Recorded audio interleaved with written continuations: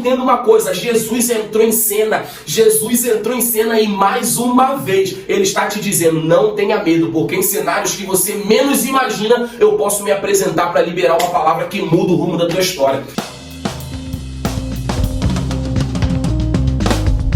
Meus irmãos, a paz do Senhor Jesus. 3 pessoas, vamos para cima. Meus irmãos, a paz do Senhor Jesus, amém? Glória a Deus, isso, Deus abençoe. Quarta-feira, uma quarta de bênção, de vitória. Acredito que Deus vai fazer muitas coisas. Já estamos no meio da semana e olha você aqui. Você conseguiu suportar segunda-feira, terça-feira. Já chegamos na quarta e tenho certeza que daqui em diante Deus fará grandes coisas na tua vida. Sem mais delongas, vamos para a palavra de Deus. Juízes capítulo 6, versículo 11 vai dizer assim, ó. E veio ali um anjo do Senhor e se assentou debaixo de um carvalho que ficava em Ofra, que pertencia a Joás o Abesrita. E o seu filho Gideão debulhava o trigo no lagar para escondê-lo dos midianitas. Olha o que a palavra de Deus vai dizer. Deus deu uma estratégia terrível para Gideão. Você conhece a história de Gideão? Gideão é aquele que juntou 300 ali e conseguiu derrotar o exército midianita. Só que o interessante é, Jesus entrou em cena num cenário onde normalmente ninguém estava conseguindo ver Jesus ou ninguém estava caçando também, né? Por quê? O povo estava vivendo escravo durante 7 anos dos midianitas. Os midianitas eram um exército que esperava o povo plantar. Na hora de colher, os midianitas chegavam e colhiam. Tu pensa, 1 ano já é terrível, 2 anos nem se fala. Durante 7 anos o povo estava plantando e não conseguia colher. Imagina como é que estava a situação financeira do povo. Imagina como é que estava precária a vida que o povo estava levando, porque eles plantavam e não conseguiam colher. Era uma crise que estava tomando todo o país. E naquele cenário, um homem se destacou diante de Deus. Por quê? Gideão, ele fez o que ninguém estava fazendo e viveu o que ninguém viveu. Já começa por aqui. Quando você faz as mesmas coisas procurando resultados diferentes, você só vai ficar remando contra a maré. Mas quando você se destaca em fazer algo que ninguém está fazendo, para viver o que ninguém está vivendo, aí sim Deus se posiciona na tua frente e diz, varão valoroso, eu sou contigo. Foi isso que aconteceu na história de Gideão. Por quê? Gideão, ele pegou o trigo antes dos midianitas chegarem. Levou para o lagar. Lagar é lugar de pisar em uva. Lagar é um lugar que é 1 por 1. 1 metro quadrado de largura e 1 metro de profundidade. Ou seja, ninguém conseguia achar Gideão dentro daquele lugar, porque não era época de se pisar em uvas, não era tempo de pisar em uvas. Mas Gideão pegou um cenário onde normalmente nada estava frutificando para fazer com que os frutos dele não morressem. Ele pegou os trigo que estava lá no campo, levou para o lagar e começou a fazer 1 por 1. Debulhar 1 por 1. Não tinha vento para poder tirar casca, mas Gideão foi 1 por 1. Imagina o trabalho que deu, mas era melhor ter esse trabalho do que perder tudo aquilo que ele plantou.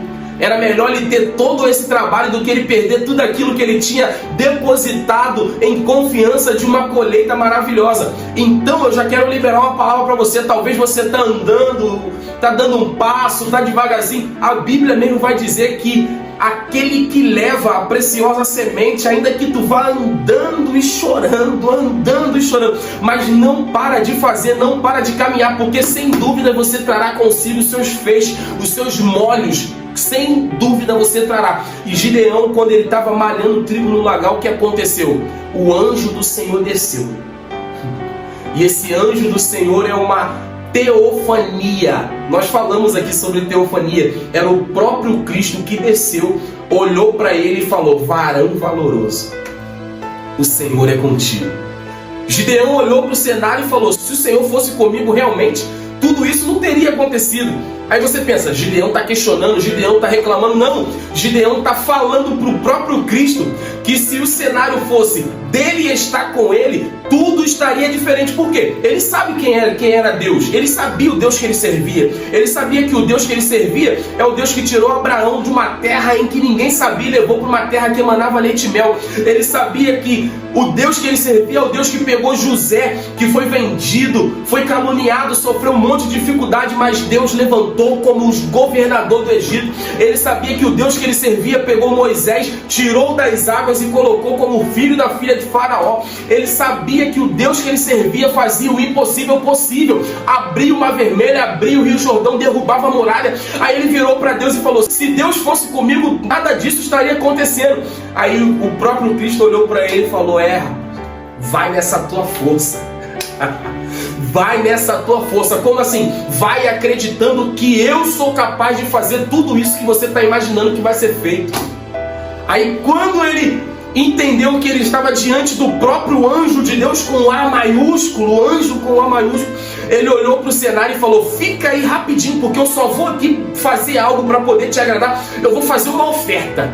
Eu vou fazer uma oferta e vou trazer para você. O anjo falou: tá bom, pode ir lá e volta. Quando ele voltou com a oferta, que ele cozeu o cabrito, que ele trouxe tudo, entregou, o anjo estendeu o cajado e tocou na oferta e recebeu aquela oferta. Aí tu pensa, anjo não recebe oferta. Só que não era um anjo comum, era o anjo do Senhor, era o anjo com A maiúsculo, era o próprio Cristo. O anjo não tem autoridade de receber oferta. É mais uma confirmação de que era o próprio Cristo que estava ali recebendo a oferta de Gideão. E outra, ferramenta de anjo, a espada.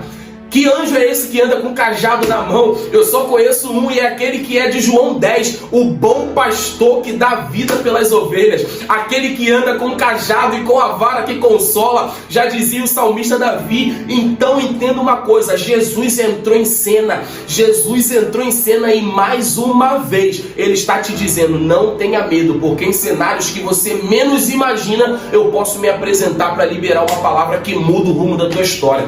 E eu queria orar pela tua vida nesse cenário. Talvez você está no meio do caminho, já foi falado aqui, quarta-feira, meio da semana. Talvez você não está vendo, olha para um lado, olha para o outro e não está vendo Deus. Mas hoje Jesus entrou no cenário onde você está vivendo e está dizendo: eu posso mudar o rumo dessa história. Vamos orar? Feche seus olhos. Senhor, em nome de Jesus Cristo, nós estamos aqui, Senhor, debaixo da tua palavra. Deus, uma palavra de ânimo, uma palavra de ânimo em meio ao caos, uma palavra de ânimo em meio ao sofrimento, em meio à dor, em meio a muita batalha, em muita perseverança. Deus, Gideão, ele teve que enfrentar 7 anos de vale, 7 anos, Senhor, de muito desânimo por conta dos midianitas saqueando tudo aquilo que o Senhor tinha permitido eles plantarem. Mas eu venho te pedir, ó Deus, que nesse momento o Senhor venha despertar o teu povo para viver aquilo que o Senhor planejou para a vida deles.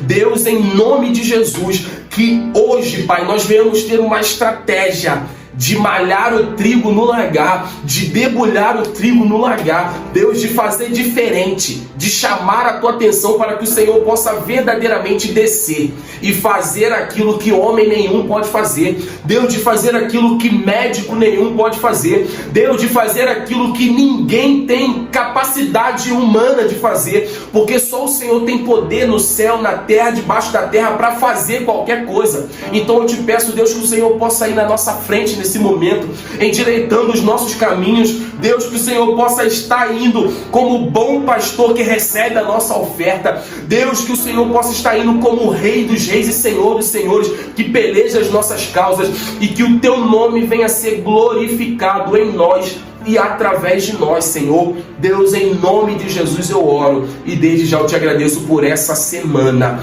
em nome de Jesus. Amém e graças a Deus. Meus irmãos, viva do fruto dessa palavra. Deus é contigo, vai nessa tua força, varão valoroso, varoa valorosa. Que Deus te abençoe, fique na paz.